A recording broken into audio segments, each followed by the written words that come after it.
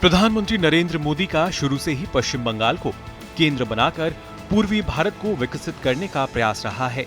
यही वजह है कि पिछले 10 साल में मोदी सरकार ने पश्चिम बंगाल के विकास पर विशेष ध्यान दिया है।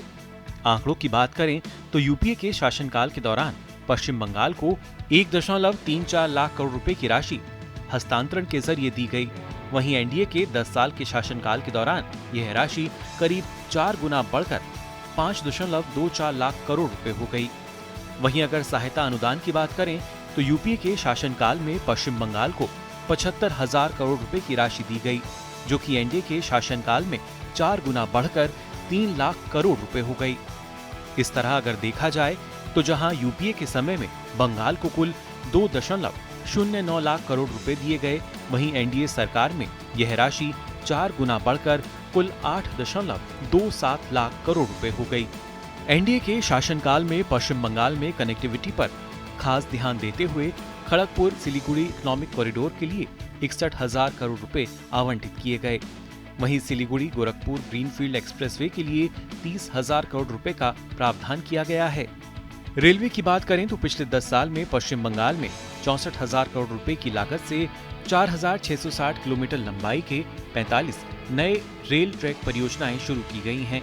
1,300 किलोमीटर नए ट्रैक बनाए गए हैं और 1,647 किलोमीटर के ट्रैक का विद्युतीकरण किया गया है। साथ ही अमृत भारत योजना के तहत करीब 4,000 करोड़ रुपए से 101 स्टेशनों को आधुनिक रूप दिया जा रहा है। कोलकाता मेट्रो में 1972 से 2014 तक 42 वर्षों में 28 किलोमीटर का निर्माण हुआ। वहीं 2014 से अभी तक 31 किलोमीटर का विस्तार हो चुका है।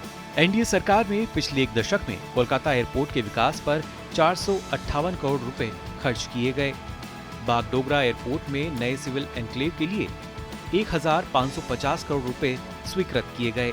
पिछले एक दशक में केंद्र सरकार द्वारा पश्चिम बंगाल में शिपिंग और बंदरगाह पर भी खास ध्यान दिया गया है।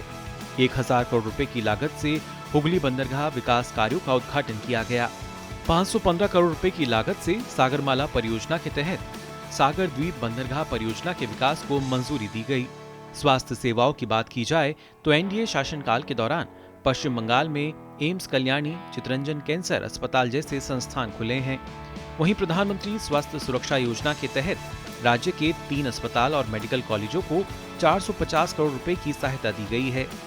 इस दौरान बंगाल में 711 पीएम जन औषधि केंद्रों के जरिए वहां के लोगों को सस्ती दर पर दवाइयां उपलब्ध कराई जा रही हैं। बात अगर कृषि की करें तो पिछले एक दशक में पश्चिम बंगाल में जिला स्तर पर 23 कृषि विज्ञान केंद्र स्थापित किए गए हैं। अप्रैल 2023 तक कुल 1,000 परियोजनाओं को मंजूरी दी गई है, जिनमें से कृषि अवसंरचना कोष के तहत 881 परियोजनाओं के लिए 1,300 करोड़ रुपए की धनराशि पहले ही वितरित की जा चुकी है। प्रधानमंत्री मत्स्य संपदा योजना के तहत 544.38 करोड़ रुपए की परियोजनाएं पश्चिम बंगाल में चल रही हैं, जिसमें से केंद्र का हिस्सा 225.54 करोड़ रुपए है। राज्य में सिंचाई की बात करें तो 3,340 करोड़ रुपए की लागत से तिस्ता बैराज परियोजना 2022 तक में पूरी की गई, जिसमें 3,000 करोड़ रुपए केंद्र सरकार द्वारा दिए गए। ये परियोजना 2 लाख हेक्टेयर भूमि को सिंचाई की सुविधा प्रदान करती है। आंकड़े साफ बताते हैं कि केंद्र की मोदी सरकार ने पश्चिम बंगाल में हर क्षेत्र में विकास के लिए पूरा सहयोग किया है। बुनियादी ढांचे से लेकर सामाजिक कल्याण तक केंद्र सरकार की योजनाओं ने प्रदेश में विकास की नई कहानी लिखी है।